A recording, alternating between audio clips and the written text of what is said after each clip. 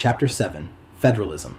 Good afternoon, everyone. Today we turn to federalism, one of the most distinctive features of the American political system. While many countries operate under a unitary government where all power flows from the center, the United States is built on a federal system, meaning power is divided between a national government and state governments. Understanding this division, and the tensions it creates, is essential to understanding American politics. Let's begin with the constitutional foundations of federalism, the framework that defines the relationship between the national government and the states. The framers of the Constitution sought to create a system strong enough to unify the country, but not so powerful that it would trample on local autonomy. Article 1 of the Constitution outlines the enumerated powers of Congress, listing specific authorities such as the power to tax, regulate commerce, coin money, declare war, raise armies, and establish post offices. These powers were carefully chosen to give the federal government the tools needed to manage national affairs while leaving day-to-day governance in local hands. At the same time, the framers sought to protect state power and local control.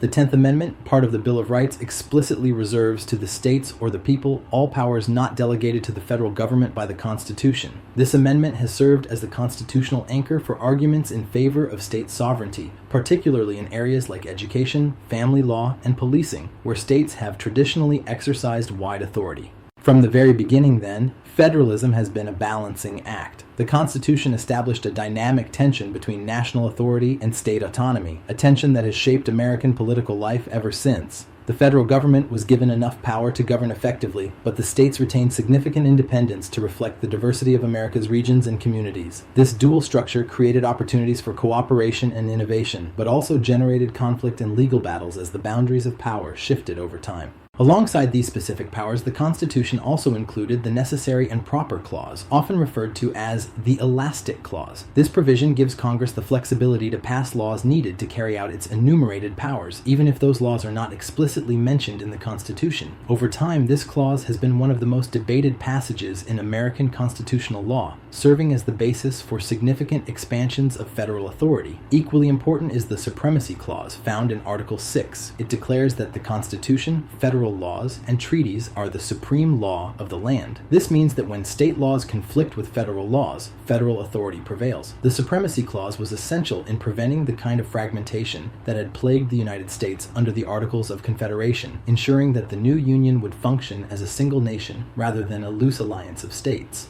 From the very beginning, then, federalism has been a balancing act. The Constitution established a dynamic tension between national authority and state autonomy, a tension that has shaped American political life ever since. But these constitutional provisions were not self-executing. Their meaning had to be interpreted and applied, often in the Supreme Court. Landmark cases shaping federalism: McCulloch v. Maryland, 1819. This early case tested the scope of the Necessary and Proper Clause. Congress had created a national bank, but Maryland tried to tax it. Chief Justice John Marshall ruled that the federal government had the implied power to create the bank under the Necessary and Proper Clause, and that states could not tax federal institutions because of the Supremacy Clause. This decision firmly established the principle of federal supremacy and expanded the reach of national power. Gibbons v. Ogden, 1824. Here the court considered the Commerce Clause. New York had granted a monopoly on steamboat operations within its waters, but this conflicted with a federal license. Marshall's court held that regulating interstate commerce was a power reserved to Congress, not the states. This ruling reinforced national authority in economic matters and clarified that federal power extended beyond simple trade to a wide range of commercial activities. Together, McCulloch and Gibbons set the foundation for a broad interpretation of federal power, demonstrating how the Constitution's elastic and supremacy clauses could be used to expand national authority.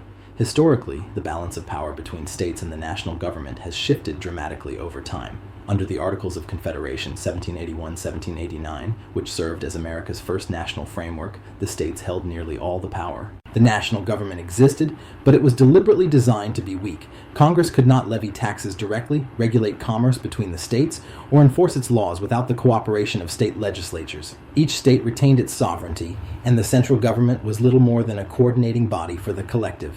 The failure of the Articles set the stage for the Constitutional Convention of 1787, where delegates sought sought to create a new system that struck a better balance between national unity and local autonomy. The resulting U.S. Constitution provided for a much stronger national government, one with the ability to tax, regulate commerce, raise armies, and enforce its laws directly upon individuals rather than relying on state governments. The defense of this new framework was articulated in the Federalist Papers, a series of essays written by James Madison, Alexander Hamilton, and John Jay. These writings explained the logic of federalism and sought to persuade the public that the Constitution struck the right balance. Madison, in particular, argued that a stronger central government was essential to control factions and prevent tyranny of the majority, while Hamilton emphasized the need for national power in matters of defense and finance. At the same time, the framers were careful to preserve state authority. They understood that states were closer to the people, more responsive to local needs, and important guardians of liberty. The Constitution reserved significant powers for the states, and the 10th Amendment later underscored this principle. Thus, the new system was not designed to erase state sovereignty, but to blend it with national authority in a shared arrangement, a system of federalism that could adapt to the needs of a diverse and expanding republic. From the very beginning, then, American federalism was conceived as a delicate balancing act, strong enough to hold the nation together, yet flexible enough to allow states to govern themselves. This balance would be tested repeatedly throughout American history, shifting back and forth as crises, conflicts, and political movements redefined the relationship between Washington and the states. This system quickly proved unworkable. The lack of a strong national authority left the government unable to address economic crises, regulate trade disputes, or provide for national defense. The most striking example of this weakness was Shays' Rebellion, 1786-1787, an armed uprising of farmers in Massachusetts protesting debt and foreclosures. The rebellion revealed how powerless the Confederation Congress was to restore order, since it lacked the funds and authority to raise a national army. To many leaders, this demonstrated that the Confederation was incapable of maintaining stability or protecting the young nation from internal and external threats. Political scientists often describe federalism through models, which help us visualize how power is divided between the national and state governments. These models are not rigid stages, but rather frameworks to understand how the balance of authority has shifted across American history. Dual federalism, layer cake federalism. The first is dual federalism, sometimes called layer cake federalism. In this model, the national and state governments are viewed as operating in separate, clearly defined spheres of authority, like the distinct layers of a cake. The federal government handles issues explicitly assigned to it, foreign policy, defense, interstate commerce, while the states manage their own affairs in education, policing, and intrastate commerce. Overlap is minimal, and each level is sovereign within its own domain. This was the dominant understanding throughout much of the 19th century, particularly before the Civil War, when arguments for states' rights were at their strongest. Even after the war, this model influenced court decisions that kept federal and state responsibilities largely separate. Cooperative federalism, marble cake federalism. By the early 20th century, especially during the Great Depression, the model began to shift toward cooperative federalism, or marble cake federalism. Here, national and state governments share responsibilities, funding, and administration of programs. The clean lines of dual federalism blurred into a swirl of cooperation. Franklin D. Roosevelt's New Deal was the clearest turning point, as Washington launched massive social and economic programs that depended on state-level implementation. Later, Lyndon Johnson's Great Society programs in the 1960s expanded this approach with Medicare, Medicaid, and federal education initiatives requiring close coordination between federal and state governments. New federalism, devolution. By the 1970s and 1980s, political leaders began advocating for what came to be called New Federalism. Associated with Richard Nixon and Ronald Reagan, New Federalism emphasized devolution, the process of returning power and flexibility to the states. Nixon introduced general revenue sharing, which provided federal funds to state and local governments with minimal restrictions. Reagan expanded the use of block grants in place of categorical grants, giving states more discretion over spending, though often with reduced federal funding. The philosophy of New Federalism was rooted in the belief that states were closer to the people, more responsive, and more innovative than a distant national government. Coercive federalism.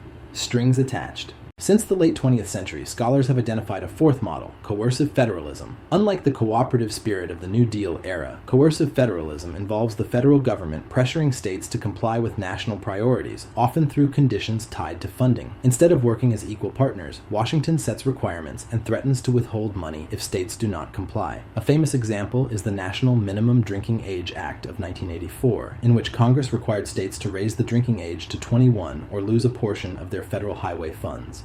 Similarly, federal mandates on environmental protection, education standards, No Child Left Behind, and Healthcare, Affordable Care Act, reflect this dynamic. While states technically retain the choice to refuse, the financial penalties often make compliance unavoidable.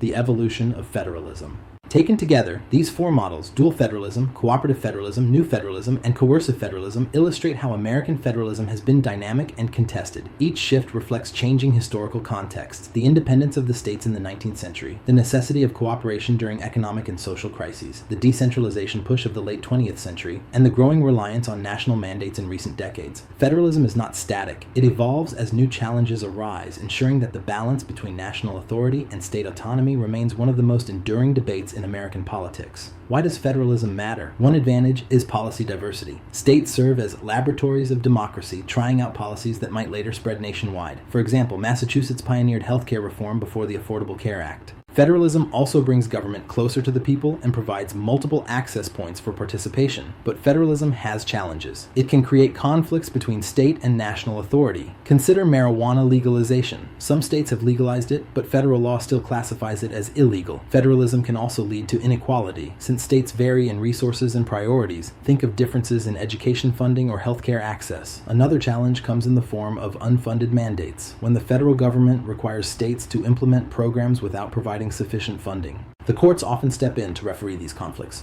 For example, in McCulloch v. Maryland, 1819, the Supreme Court upheld the supremacy of federal law and expanded Congress's implied powers. In Gibbons v. Ogden, 1824, the court broadened the federal government's authority over interstate commerce. Through such cases, the judiciary has been central in defining the boundaries of federalism. It's also important to compare federalism with the other major systems of political organization in order to understand its unique place in global politics. At one extreme lies the unitary system, in which all sovereign power is centralized in the national government. Local or regional authorities may exist, but they are administrative arms of the central government and can be reorganized or abolished at its discretion. Nations like France, Japan, and the United Kingdom, despite its devolved parliaments in Scotland, Wales, and Northern Ireland, operate primarily under unitary models. The advantage of this system is uniformity and efficiency. Policies are applied consistently across the nation, and there is less duplication of effort. However, the downside is that local diversity and regional needs may be overlooked, as decision-making is concentrated far from local communities. Federalism sits between these two extremes, seeking to balance national unity with local autonomy. Power is constitutionally divided between national and state or provincial governments, each of which has its own sphere of authority. Neither level can simply abolish the other. This allows federal systems, like those of the United States, Canada, Germany, and India, to adapt to diversity within large or heterogeneous nations. Federalism provides a mechanism for strong central policies where needed: defense, foreign relations, currency, while allowing states or provinces to reflect local values and conditions: education, policing, family law. In short, comparing these systems highlights what makes federalism distinctive. Unitary systems maximize efficiency but risk ignoring regional differences. Confederations maximize independence but risk fragmentation and weakness. Federalism, though messy and conflict-prone, represents an attempt to achieve the best of both worlds, a framework strong enough to unify a nation, while flexible enough to respect local diversity. At the other extreme is a confederation, which is essentially a loose alliance of sovereign states. In this model, the central authority is weak and derives its power from the member states, which retain ultimate sovereignty. The United States, under the Articles of Confederation 1781-1789, is the most famous American example. The national government could not tax directly, regulate trade between states, or enforce its laws. Instead, it depended on voluntary cooperation from the states. Modern examples are rare, but organizations like the European Union exhibit some confederal characteristics, as member states pool certain powers, but still retain national sovereignty. The strength of a confederation lies in preserving local independence, but its weakness is clear. Without a strong central authority, unity and coordinated action are often difficult, as the U.S. discovered when Shays' Rebellion exposed the Article's inability to maintain order. So, what does federalism mean for us today? It means constant negotiation over who decides what. Should Washington or the states control immigration policy, healthcare, education standards, or voting laws? These aren't abstract questions. They shape everyday life. And because federalism allows for variation, citizens in one state may experience very different policies than those in another. In conclusion, Chapter 7 shows us that federalism is not a static arrangement. It is a living, evolving feature of American democracy. Sometimes the national government dominates. Other times, states assert their rights. The genius and the frustration of federalism is that it forces negotiation, balance, and adaptation. It ensures that power is never fully centralized, but it also ensures that conflict is a permanent feature of American politics.